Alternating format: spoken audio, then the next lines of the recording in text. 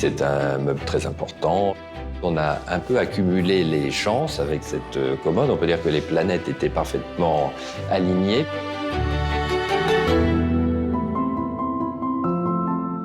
Le château a été vidé intégralement à la Révolution. En fait, il revient du néant. On a du mal à l'imaginer aujourd'hui parce qu'il est dans un état quand même très avancé de remeublement. Ce meuble, il n'a pas été saisi à Versailles puisque Madame Adélaïde l'avait emporté à Bellevue. L'histoire de cette commode, c'est un peu l'histoire idéale puisque c'est un meuble qui retrouve exactement la place pour laquelle il a été commandé. On est en permanence en train de rechercher le perfectionnement de l'ameublement du château. Et évidemment, la phase ultime, c'est quand on retrouve exactement le meuble pour lequel on dispose encore de son emplacement. Là, on a beaucoup de chance.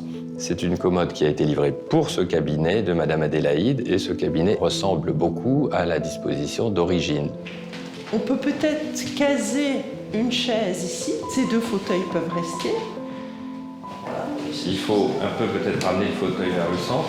On a vraiment ce défi permanent de repérer les objets importants. Ce sont des chefs-d'œuvre d'ébénistes célèbres. Et puis le prestige de Versailles fait qu'en vente publique, évidemment, ils se vendent beaucoup plus cher qu'un meuble de qualité équivalente, mais qui n'aurait pas été livré à Versailles. On peut essayer de remettre la chaise. Alors la chaise un peu plus près de la commode, au milieu du panneau en fait.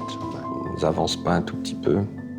C'est un meuble très important d'un ébéniste très célèbre, Riesner. Pour la Société des Amis de Versailles, c'est le plus bel achat depuis sa fondation en 1907, donc c'est un événement majeur.